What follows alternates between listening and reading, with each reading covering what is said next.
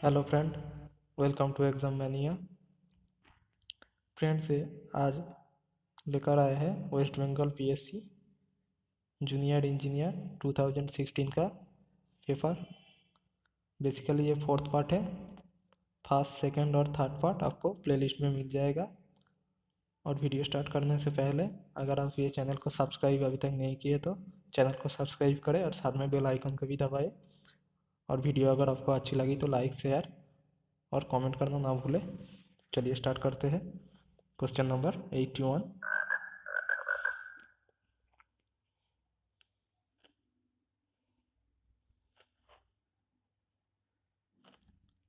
If two forces acting at a joint are not along the straight line, then for the equilibrium of the joint, option A, one of the forces must be zero. Option B, each force shall be zero. Option C, force must be equal and same sign. Option D, forces must be equal and opposite sign. तो यहाँ पे कहा है, यहाँ पे कहा है कि टू फोर्स अगर एक स्ट्रेट लाइन में नहीं है तो क्या कंडीशन होगा इक्विलिब्रियम के लिए। ठीक है, तो each force shall be zero होना चाहिए। ठीक है, इक्विलिब्रियम के लिए, जॉइंट के लिए, इक्विलिब्रियम ऑफ द जॉइंट के लिए ईच फोर्स को जीरो होना चाहिए। ठीक है, ऑप्शन बी राइट आंसर। चलिए next question. Question number 82। The most important purpose of providing fog in a brick is to, option A, reduce the mass of brick. Option B, form adequate joint between mortar and brick. Option C, improve insulation. Option D, increase strength of the brick. तो brick में frog क्यों दिया जाता है? इसलिए दिया जाता है क्योंकि from adequate joint between mortar and brick, mortar और ब्रिक के बीच में एडिक्वेट जॉइंट और पावरफुल जॉइंट प्रोवाइड कर सके। ठीक है, ऑप्शन बी इसका राइट आंसर। चलिए next question. Option 83, sorry, question number 83। A key enclosure is a, option A full brick, option B 3/4 brick, option C longitudinally half brick, option D crosswise half brick. तो देखिए कि enclosure यहाँ पे draw किया हुआ है कि इंक्लोजर होता है ऐसा। ठीक है, जनरली ये पोर्शन को हम काट कर देते हैं, तो ये हाफ ब्रिक होगा और ये जनरली हाफ ब्रिक का हाफ होगा, मतलब हाफ प्लस 1/4, अप्रॉक्स 1/4। ठीक है, तो अप्रॉक्स 3/4 ब्रिक होगा। ठीक है, बी इसका राइट आंसर। एक्चुअली ये 3/4 से थोड़ा ज़्यादा होता है, लेकिन यहाँ पे अप्रॉक्स 3/4 ब्रिक होगा। ठीक है, ऑप्शन बी इसका राइट आंसर। चलिए next question.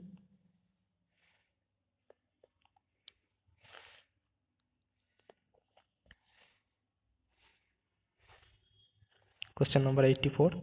The area of A sloping surface of A protecting embankment in height d and side slope s/1 and length l is। तो यहाँ पे area of sloping surface of protecting embankment पूछा है। तो embankment कैसा होता है? ये 1:,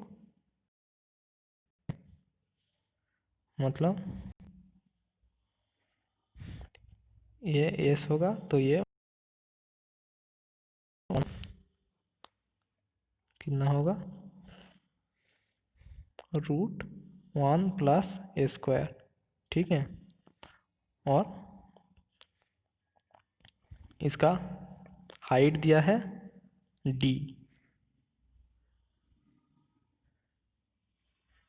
1 मीटर के लिए 1+a² होता है, तो d हाइट के लिए होगा d × 1+a²। और देखिए ये लेंथ कितना है इसका, दे दिया है एल, तो होगा L D root 1 plus A square. ठीक है, एक साइड के लिए, 2 साइड के लिए होगा 2 LD 1 प्लस ए स्क्वायर। तो देखिए यहाँ पे 2 साइड और एक साइड क्या पूछा है, नहीं दिया है, तो इसका राइट आंसर हम करेंगे ऑप्शन बी। ठीक है, L D into root 1 plus A square. ठीक है,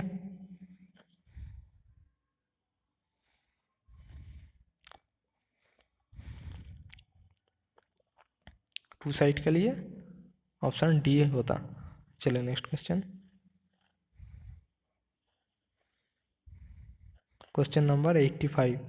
for 12 mm brick cement, sorry, for 12 mm thick cement plastering 1:6 on 100 square meter new brickwork, the quantity of cement required is। तो यहाँ पे 12 mm thick एक cement plastering 1:6 ratio में है 100 square metre में, तो सीमेंट का क्वांटिटी कितना लगेगा पूछा है।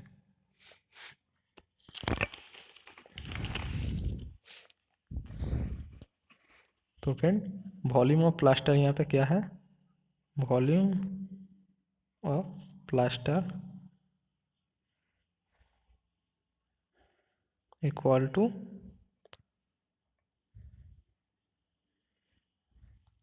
0.012 मीटर, मैं mm को मीटर में कन्वर्ट किया हूँ, और 100 mm एरिया, 100 से गुना करेंगे तो आएगा 1.2 मीटर क्यूब। ठीक है, अब 60% ऐड करूँगा wall depression wastage and dry motor factor के लिए। ठीक है, wastage plus dry volume factor. ठीक है, तो आपका जो वॉल्यूम आएगा प्लास्टर का होगा volume equal to 1.2 plus 1.2 into 0.6, तो आएगा 1.92 मीटर क्यूब। ठीक है, अब 1:6 रेशियो में है, तो सीमेंट कितना लगेगा, सीमेंट लगेगा आपका इंटू 1/6 प्लस 1 यानी 7 कर देंगे, तो आएगा आपका 0.274। ठीक है, तो इसका राइट आंसर देखिए आ रहा है approx option D 0.27 metre cube.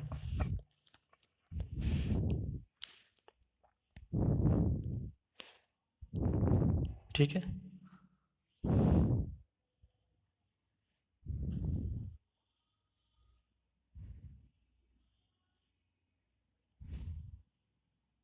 चलिए next question,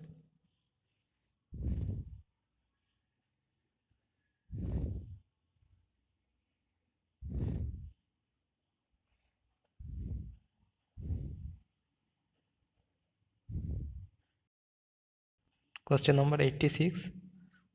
the critical load of a pin jointed column is expressed by. तो critical load of a pin jointed column के लिए कितना होगा, क्रिटिकल लोड का फॉर्मूला है π² EI बाई LE स्क्वायर। ठीक है, यहाँ पे पिन जॉइंट बोल दिया है, तो पिन जॉइंट के लिए होता है LE इक्वल टू L। ठीक है, तो क्या होगा इसका answer, P critical equal to π² EI by L square, option है राइट आंसर। चलिए next question, question number 87। The necking of the steel section in option A at yield stress, option B in strain hardening range, option C at plastic stage, after reaching ultimate tensile stress. तो friend इसके लिए आपको जो diagram है उसको समझना पड़ेगा। Car strain, इधर स्ट्रेन और इधर स्ट्रेस, ठीक है। तो कर्व होता है ऐसा ऐसा। तो ये यील्ड पॉइंट है, ठीक है। यहाँ से यहाँ तक प्लास्टिक और स्ट्रेन हार्डनिंग, प्लास्टिक और स्ट्रेन हार्डनिंग, ठीक है। और ये पॉइंट जो है ये है अल्टीमेट पॉइंट, और यहाँ से नेकिंग पॉइंट, ठीक है। मतलब अल्टीमेट के बाद से स्टार्ट होता है नेकिंग पॉइंट, ठीक है। और नेकिंग पॉइंट के बाद आता है आपका एकदम लास्ट एंड में फ्रैक्चर। तो यहाँ पे राइट आंसर होगा after reaching ultimate tensile strength, ठीक है। तो नेकिंग शुरू होता है after reaching ultimate tensile strength. Option D यहाँ पे राइट आंसर। चलिए next question. Question the shape factor axis of a wide flanged eye section of ductile steel is? Option A 1.14, option B 1.5, option D 2.30।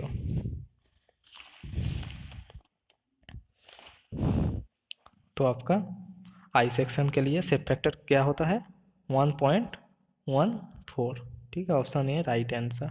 1.5 है rectangle के लिए, 1.7 है आपका triangle के लिए, सॉरी सर्कल के लिए, और ऑप्शन डी होता है आपका डायमंड और रोम्बस के लिए, ठीक है। चलिए next question. Question number 89। Uncertainties and excess payment can be avoided in case of? Option A percentage contract, option B cost plus fix sum contract, option C lump sum contract, option C item date contract. तो uncertainties and excess payment avoid कौन सा contract में किया जाता है? Cost plus fix sum contract में, ठीक है। Option B right answer. चलिए next question.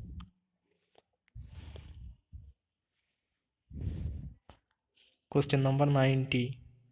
Two people weighing W each are sitting on a plank of length L, floating on water at L by 4 from either end, neglecting the weight of the plank.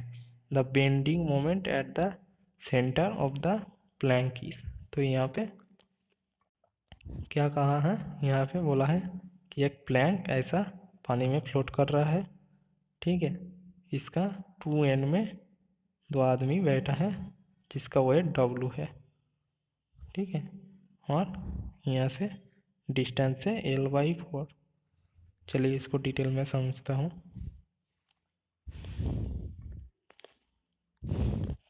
देखिए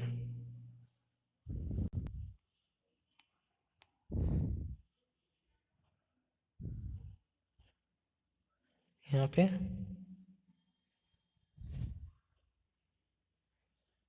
एक Planck है ऐसा यहाँ पे, और यहाँ पे W load आ रहा है 2 आदमी का वजह से, और नीचे पानी है। मतलब नीचे जो रिएक्शन आएगा वो यूडियल लोड का बराबर आएगा, ठीक है। तो इसका सेंटर है ये डिस्टेंस, ठीक है। तो यहाँ एंड से ये डिस्टेंस है L/4, यहाँ से भी L/4 हो जाएगा। कैलकुलेशन करेंगे, अगर टोटल L है तो यहाँ पे भी L/4 और यहाँ पे भी L/4, ठीक है। ये होगा टोटल L, ठीक है। तो इसका बेंडिंग मोमेंट डायग्राम कैसा होगा? इसका बेंडिंग मोमेंट डायग्राम होगा ऐसा,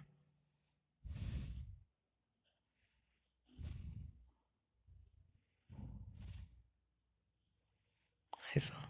सेंटर में 0 आएगा, ठीक है। कैसा आएगा देखिए,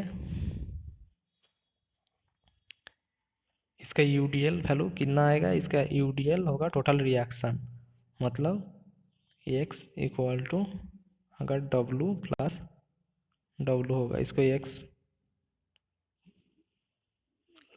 पकड़ते हैं, ठीक है, तो 2W, ठीक है, टोटल 2W, और इसका लेंथ क्या है, तो पर मीटर में कितना आएगा, 2W/L, ठीक है, इसका वैल्यू होगा 2W/L। तो सेंटर में आपका बेंडिंग मोमेंट कितना आएगा, मानिए ये पॉइंट सी है, ठीक है, ये पॉइंट सी, तो सी में आपका बेंडिंग मोमेंट कितना आएगा,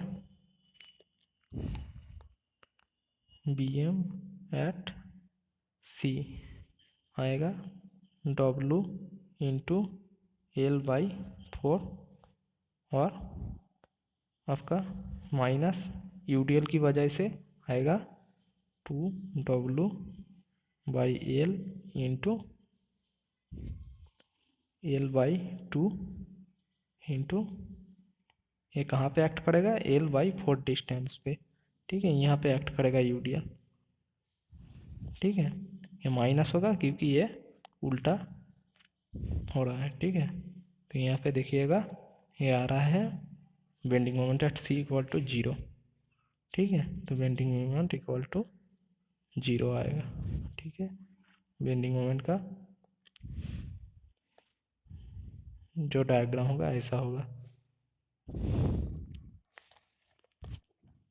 ठीक है, तो इसका राइट आंसर होगा ऑप्शन डी, यानी 0। चलिए next question.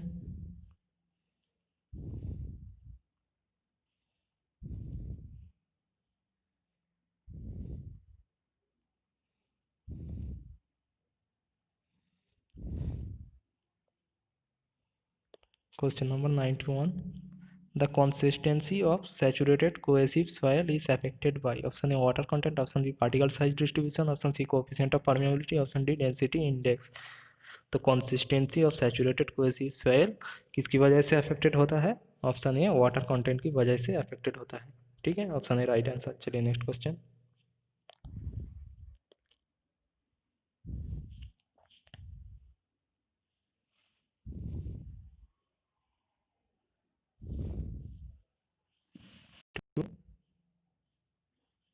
The time for a clay layer to achieve 85% consolidation is 10 years if the layer was half as thick, 10 times more permeable and 4 times more compressible.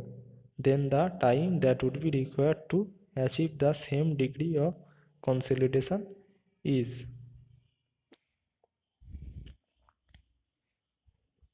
तो friend यहाँ पे consolidation का value दे दिया है 10 years के लिए, और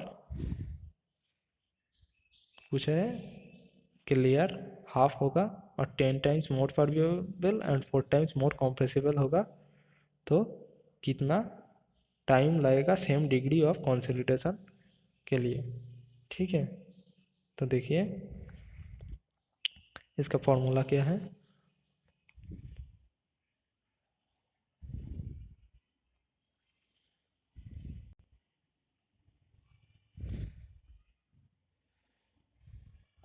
formula है time T equal to d²mv/k, ठीक है, तो हम लिख सकते हैं T2/T1 equal to d2/d1 square mv2/mv1 into k1/k2, ठीक है।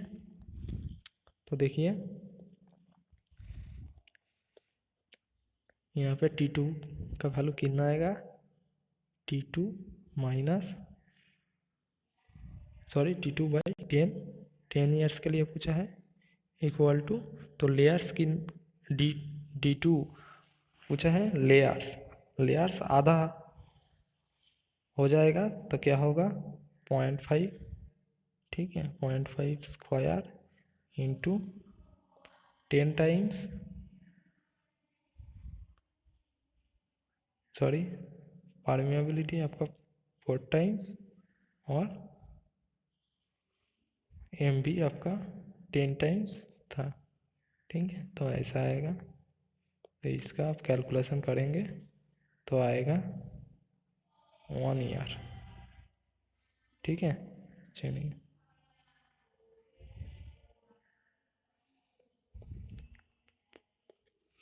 देख लीजिए।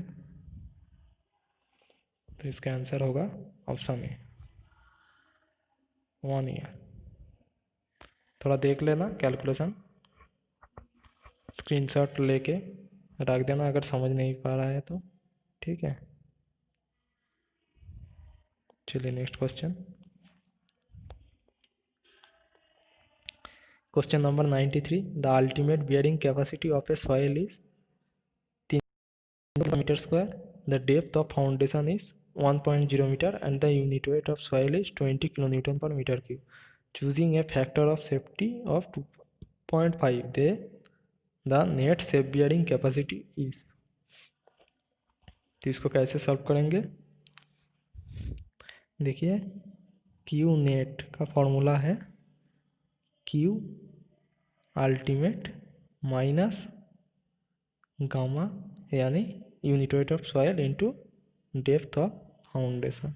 ठीक है, तो यहाँ से आपका आएगा अल्टीमेट बियरिंग कैपेसिटी कितना था, 300 kilo newton per metre square, minus यहाँ पे दे दिया है unit weight of soil 20 into D F, depth कितना दिया है 1 मीटर। तो यहाँ से आ जाएगा आपका 280 kilo newton per metre square. ठीक है, और नेट सेफ बियरिंग कैपेसिटी यहाँ से कैसे निकालेंगे? Q N S equal to Q net मतलब 280 बाई फैक्टर ऑफ सेफ्टी। ठीक है, करेंगे तो आ जाएगा आपका 112 kilo newton per metre square. ठीक है,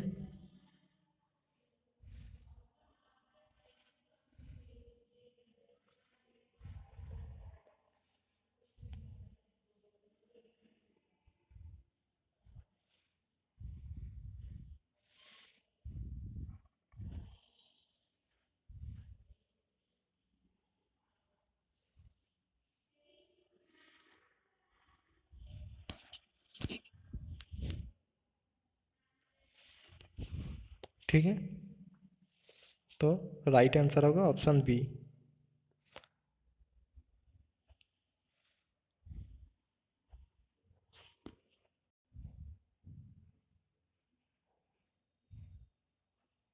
चलिए next question. Question number 94, mechanical stabilization requires.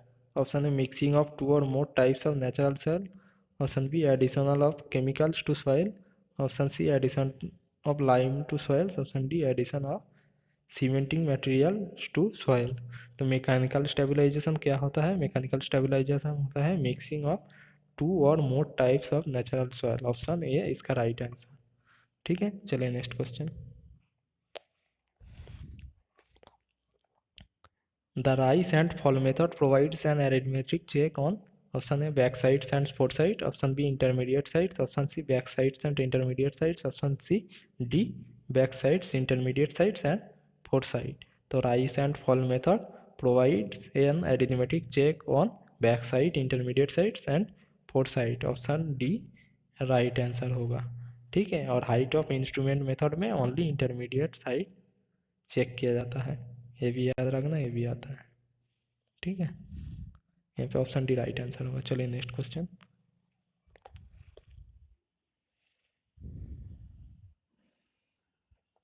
Question number 96, the combined correction due to curvature and refraction for a distance of 1 kilometer on the surface of earth. Option A 0.763 metre, option B 0.0673 metre, option C 0.673 metre, option D 0.0763 metre. तो combined correction 1 kilometre के लिए कितना होता है? 0.0673 metre होता है। ठीक है, ऑप्शन बी इसका राइट आंसर। चलिए next question, question number 97। As per code of practice for pre-stressed concrete, the minimum grades of concrete to be used for post-tension and pre-tension structural element respectively। तो post tension में कौन सा grade use होता है? Post tension में generally M30 होता है और प्री टेंशन में होता है M40। ठीक है, तो पोस्ट टेंशन में M30 और प्री टेंशन में M40। डी राइट आंसर होगा। चलिए next question, question number 98। The name of the test associated with road aggregates for determining hardness property is known as. Option A Los Angeles abrasion test, option B soundness test, option C turbness test, option D crushing test. तो यहाँ पे क्या कहाँ है? यहाँ पे कहाँ है कि डिटरमाइनिंग हार्डनेस प्रॉपर्टी। तो हार्डनेस प्रॉपर्टी निकालने के लिए कौन सा टेस्ट किया जाता है? हार्डनेस के लिए लॉस एंजल्स एब्रेशन टेस्ट किया जाता है। ठीक है, ऑप्शन ए इसका राइट आंसर होगा। चलिए next question,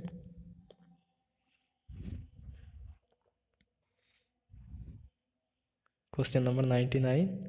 The objective of providing a transition curve on the approach to horizontal curves in order to A. Reduce the jerk to allowable levels, option B. Increase jerk to allowable levels, option C. Minimize the length of horizontal curve, option D. None of the above।